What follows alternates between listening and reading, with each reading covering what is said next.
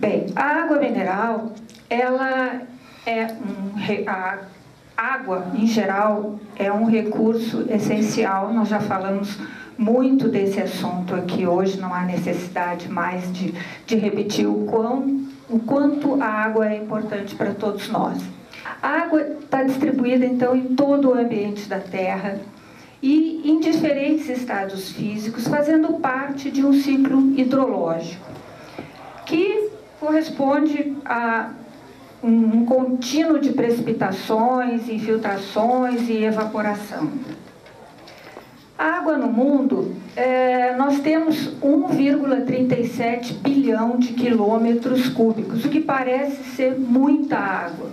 Mas dessa quantidade grande de água, somente 38,36 bilhões de quilômetros cúbicos são água doce, que nós podemos consumir.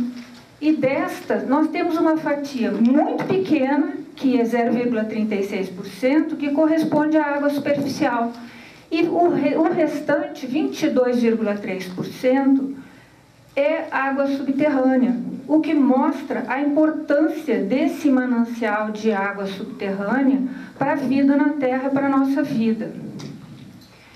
Essa água subterrânea, então, ela é uma consequência da infiltração proveniente de precipitações, de recargas de aquífero, na porosidade existente no solo, e ela então é armazenada em espaços abertos, seja em rochas cristalinas e kársticas ou na porosidade existente nos depósitos sedimentares.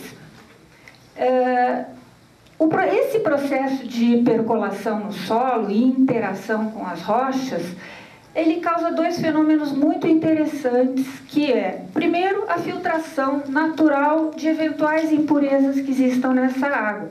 E o segundo é que essa interação com a rocha, ela causa o enriquecimento da água em determinados compostos químicos. Considera-se somente a água subterrânea, aquela então que está abaixo do que se chama zona de saturação, onde nós temos todos os espaços livres existentes entre os poros do solo preenchidos por água. Existem dois tipos dominantes de aquíferos, né? Os aquíferos que são de rochas cristalinas, onde a água se acumula em rachaduras na rocha, e os aquíferos formados por rochas sedimentares, onde a água ocupa, então, toda a porosidade existente nesses depósitos sedimentares. Esses dois tipos diferentes de aquíferos normalmente vão ocasionar interações com a água que vão trazer a ela características diferentes. Bom, e então agora, quando que uma água subterrânea se transforma numa água mineral? Que essa aqui é a grande questão, porque a água mineral, ela é uma água subterrânea na sua origem. E por uma definição do Código de Águas, que ele foi emitido em 8 de agosto de 1945, portanto tem quase 70 anos, quando uma água é armazenada em um aquífero, emerge em uma fonte ou é captada através de um poço e apresenta características definidas pelo Código de Águas Minerais, ela então vai ser classificada como água mineral ou potável de mesa, a depender de sua concentração em sais minerais e ou das características da fonte. O que diz o Código de Águas, esse de 1945? Ele diz que águas minerais são as provenientes de fontes naturais ou de fontes artificialmente captadas que possuem uma determinada composição química. E aí é que vem um aspecto muito interessante do Código de Águas Minerais e que impacta o negócio da água mineral até hoje, que tem características ou propriedades físicas ou físico-químicas distintas das águas comuns, que lhes conferem uma ação medicamentosa. Então, naquela época, o fato da água ter uma determinada composição já implicava em que ela teria uma ação medicamentosa. E toda a legislação de água mineral, ela que nunca foi mudada, nunca foi revista, vem desde 1945, ela se calca em propriedades ditas medicamentosas. E ainda há essa classificação é dada nos capítulos 7 e 8 e praticamente afirma ou dá margem à interpretação de que águas que tenham esses compostos, que a gente vai ver logo a seguir, possuem uma ação medicamentosa. Quando a água não tem aqueles componentes naquelas quantidades estabelecidas pelo Código de Águas Minerais, ela ainda pode ser classificada como medicamentosa, a depender de uma comprovada ação medicamentosa, que era, naquela época... Bem, com isso foi criado, nesse decreto, na ocasião desse decreto-lei de 1945, foi criada uma comissão permanente de crenologia, a qual cabia o cumprimento do Código de Águas. E ela seria, então, responsável por manter os laboratórios, gabinetes técnicos, científicos necessários ao estudo das águas minerais sob seu aspecto químico, físico-químico, farmacodinâmico e dos demais elementos terapêuticos para orientação científica de aplicações clínicas. Então, na sua origem, a água mineral ela foi classificada como um medicamento. Como é essa classificação, então? No capítulo 7, estão definidas as condições para que a água seja classificada quimicamente, ou seja, de acordo com aqueles compostos que essa água armazenada nos aquíferos adquiriu por força da sua interação com as rochas. Então, nós temos oligominerais, radíferas, alcalino-bicarbonatadas, alcalino-terrosas, cálcicas, alcalino-terrosas magnesianas, sulfatadas, etc. Cada uma dessas classificações tem uma exigência de uma composição em miligrama por litro de algum composto. Mas também, além da classificação química das águas minerais, elas podem ser classificadas como minerais a depender da fonte, do tipo de fonte. Então, de acordo com os gases emanados, elas podem ser radioativas, torioativas e sulfurosas. E de acordo com a temperatura da fonte, como frias, hipotermais, mesotermais, isotermais e hipertermais.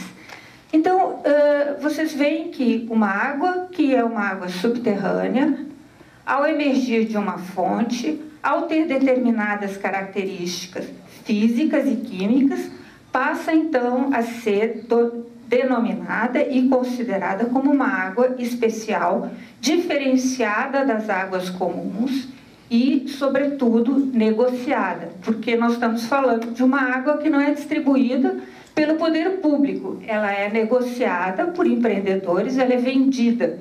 Bem, qual é a legislação que regula esse setor? Vocês veem que a água é um recurso hídrico, ela vem de aquíferos, portanto, ela é uma água subterrânea. Ela passa a ser um recurso mineral no momento em que ela se torna mineral pelas suas características químicas e físicas, mas ela, ao ser vendida numa garrafa, ela é um alimento, ela se transforma em um alimento. Então, a legislação que envolve a água mineral é uma legislação complexa. A classificação da água e a sua gestão e fiscalização são atribuições do Departamento Nacional de Produção Mineral. A potabilidade, porque uma vez que essa água é engarrafada e colocada à venda, ela deve ter características de potabilidade. Não interessa se a água é mineral, ela é uma magnesiana cálcica, se ela for por exemplo, contaminada com chumbo ou com um pesticida ou um agrotóxico. Então, existe uma legislação que define os valores máximos permitidos de alguns contaminantes na água mineral, e essa legislação e essa fiscalização é feita pela Anvisa. Por outro lado, o Conselho Nacional de Recursos Hídricos, que tanto se falou hoje de manhã, ele tem uma resolução, a 76 de 2007, que recomenda, que estabelece uma série de informações que o DNPM deve passar ao Conselho Nacional de Recursos Hídricos no sentido de exigir tanto a proteção ambiental no manejo, na exploração desse aquífero, quanto uma série de regras quanto à sua explotação. Então, essa resolução elenca uma série de informações que o DNPM deve passar ao Conselho Nacional de Recursos Hídricos. Então, a gente pode com isso perceber que é um setor que tem uma legislação bem complexa, né? O água mineral, ele é recurso hídrico, portanto, ele é vinculado ao Ministério deixa de ser, né, um recurso hídrico, passa a ser vinculado ao Ministério de Minas e Energia. O minério, a água mineral, aí ela passa a ser um minério, tanto que a gente chama os exploradores de água mineral, as pessoas que extraem em garrafa e vendem, de mineradores, porque ela é um minério, e envasado e comercializado e consumido como um alimento. É um setor em franco desenvolvimento. O crescimento que ele registrou em 2012, segundo a súmula mineral do DNPM, teve um crescimento muito grande, sobretudo aqui em São Paulo. São Paulo houve um acréscimo de 17% nos pedidos de concessão de lavra. O sumário mineral de 2013, publicado pelo DNPM, em finalzinho de 2012, estima que existiam 1.042 concessões de lavra ativas no país. E a produção, aproximadamente, é de 6,6 bilhões de litros de água engarrafada. E, mais ainda, junto com esse setor, ele junto com o granito e a areia, está entre as principais substâncias para as quais se requer se dá a concessão de lavra. Então, é um setor muito da economia que movimenta uma quantidade de recursos muito grande. O órgão gestor, então, é o DNPM, que, através de uma portaria, a 117 de 72, definiu quais seriam, então, os parâmetros a serem determinados para que essa água para que uma água que surgisse espontaneamente de uma fonte ou fosse bombeada, assim, conforme reza o código, estabeleceu quais seriam os estudos e parâmetros químicos e físicos a serem determinados para classificar essa água. Então, há necessidade de uma análise química completa, análise clínica dos gases espontâneos, quando existentes, análise bacteriológica, determinação da radioatividade da água ao emergir, determinação da temperatura da água, determinação da vazão da fonte e a dosagem in loco dos elementos químicos suscetíveis de se alterarem com o transporte da amostra. E por essa portaria designa a CPRM como a executora de todas essas análises, de todo esse serviço de análise que é feito, tanto na boca da fonte, quanto complementado no laboratório. Quanto à potabilidade, existe a resolução colegiada 274, e a 275, e aí tem aqui uma curiosidade. Uma se refere, a 274 se refere os valores máximos permitidos de alguns contaminantes. A 275 se refere aos índices microbiológicos de qualidade da água. E o mais interessante é que essa legislação define a água mineral de uma forma diferente. Se vocês olharem a definição, vocês vão ver que a palavra medicamentosa ou efeito medicamentoso não é contemplado na definição de água mineral. Então, água mineral é água obtida diretamente de fontes naturais ou por extração de águas subterrâneas, caracterizada pelo conteúdo definido e constante de determinados sais minerais, oligoelementos e outros, considerando as flutuações naturais, porque os aquíferos não são sistemas fechados, eles são sistemas em que ocorrem trocas com o meio ambiente que, eventualmente, alteram a composição dessa água em graus maiores ou menores. Então, há já aqui um conceito completamente diferente da água mineral do que o estabelecido no Código de 1945. Então, para estabelecer a classificação, determinar se uma água é mineral ou não, é necessário que no campo se determinem 17 parâmetros químicos e no laboratório 53 parâmetros inorgânicos, 60 orgânicos e 5 microbiológicos. Quanto à gestão e fiscalização da água mineral, então, dentro desse quadro em que uma água é classificada como mineral, colocada, o empreendedor ganha do DNPM a concessão da lavra dessa água,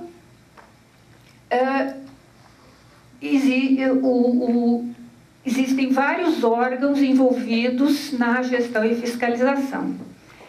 Esse assunto é tão complexo que ele até rendeu uma tese de doutorado em 2005, uma tese da Unicamp, que é um trabalho muito bem escrito, porque situa toda a legislação de água mineral em função dos momentos políticos que o Brasil estava vivendo. Então, é um trabalho extremamente interessante que eu referencio ao final, para quem quiser baixar da internet. É um trabalho muito legal mesmo de ler, muito bom, se lê com muito prazer. Como eu falei antes, além do controle por ser a fiscalização pela composição química, que tem que ser mantida, a potabilidade, que tem que ser garantida pela Anvisa, existe ainda a resolução do Conselho Nacional de Recursos Hídricos, que recomenda, então, um compartilhamento de informações e a compatibilização de procedimentos, definindo de forma conjunta o conteúdo e os estudos técnicos necessários, considerando as legislações específicas.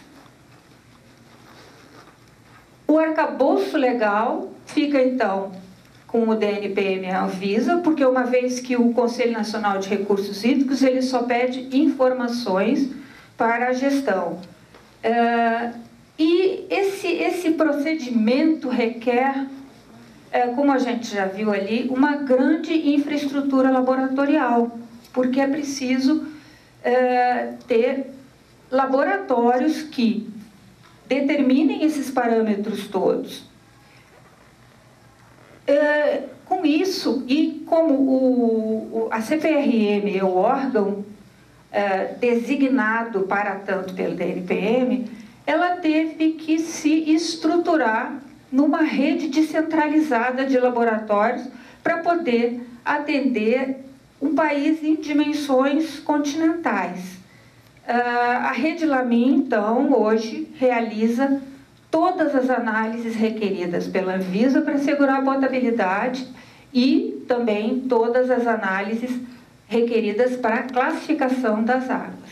O DNPM, por sua vez, controla esse processo todo através de uma nota técnica, de uma portaria, que editou uma nota técnica que obedece com especificações técnicas, para o aproveitamento das águas minerais potáveis de mesa, que tem que obedecer aos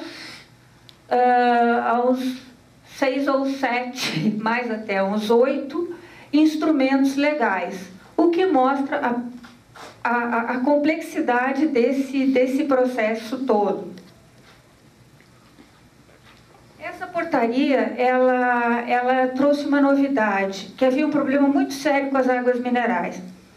Alguns limites que classificavam uma água eram muito baixos. E todos nós aqui, grande maioria que somos químicos aqui, sabemos que existe uma coisa que é incerteza de medição, além da flutuação normal do aquífero. Então, muitas vezes, havia um investimento muito grande numa água com uma determinada característica. Quando fosse repetir a análise, aquela água deixava de ter aquela característica. Então, por conta disso, essa portaria é importante, porque ela exige a realização de 4 análises completas ao longo de um ciclo hidrológico. Com isso, ela assegura a constância da composição daquela água e, portanto, assegura a sua classificação correta e não flutuante, a depender de se há uma maior taxa ou menor taxa de recarga. E atualmente, ultimamente, surgiu mais uma demanda, mas aí foi uma demanda do setor produtivo, que pediu ao Inmetro um mecanismo de certificação voluntária. Que algumas águas, então, vão passar a ter um selo do Inmetro. Essa portaria 307 de 2014, ela acabou de sair, aprova os requisitos para que uma água possa estampar na sua garrafa ou no seu copo o selo de qualidade do Inmetro. Isso deverá ser realizado por organismo de certificação de produto, estabelecido no Brasil, acreditado pelo Inmetro, consoante os requisitos estabelecidos nessa portaria. Os valores máximos permitidos regulatórios exigem, então, equipamentos de grande complexidade, capazes de baixos limites de quantificação. E a gente tem também uma demanda crescente pelo serviço, o que fez com que a rede de laboratórios tivesse que se reestruturar. Nós temos, então, hoje o LAMIN Estado do Rio de Janeiro, que é o laboratório de referência, mas ao lado dele existe o LAMIN São Paulo, que dá conta de todas as águas minerais aqui do estado de São Paulo, o LAMIN Manaus e o LAMIN Rio Grande do Sul é o último laboratório estabelecido dessa rede. Eu vou passar aqui um pouquinho os parâmetros, porque eu até acho que já mencionei, porque eu quero mostrar para vocês um pouco como é que é esse serviço.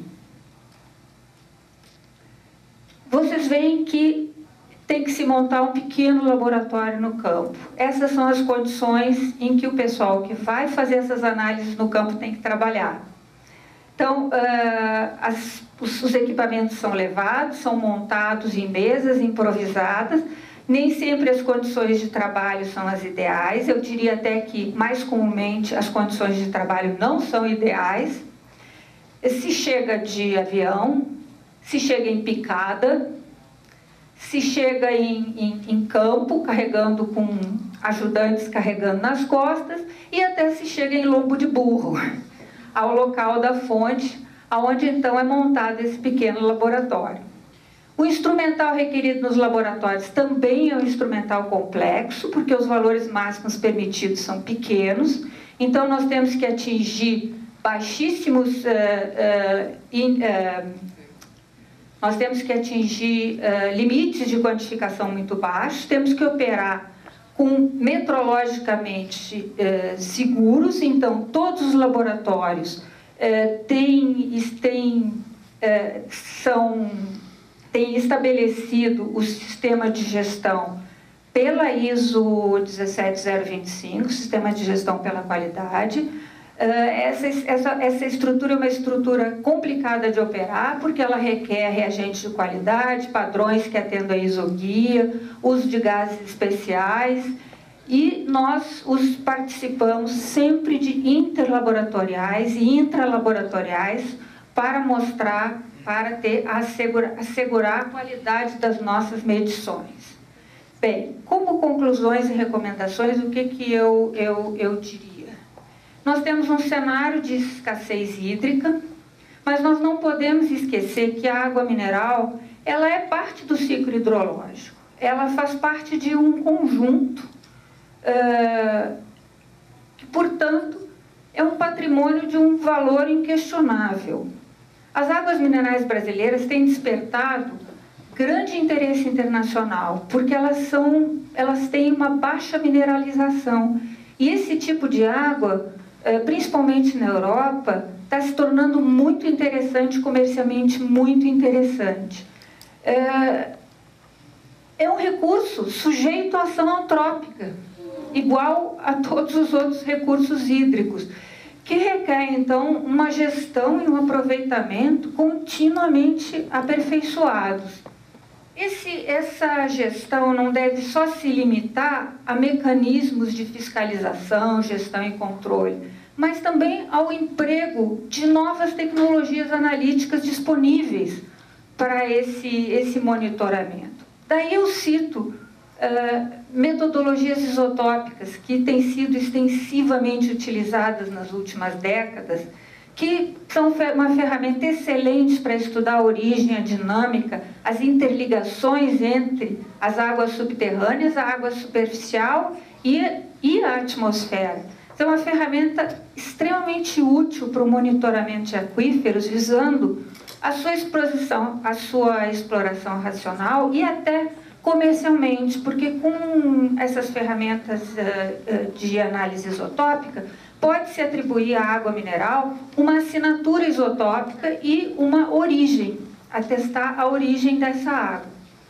Para esse fim, a CPRM já está se preparando, já está se capacitando para que ela possa contribuir com essas novas tecnologias ao monitoramento dos nossos aquíferos e a qualidade das nossas águas minerais. Bem, eu listei aqui uma série de fontes que eu consultei. Se vocês quiserem, depois eu passo a vocês com o maior prazer. No mais, eu queria agradecer a atenção de todos e me colocar à disposição para o que vocês quiserem que eu souber responder sobre esse assunto que é tão importante para nós.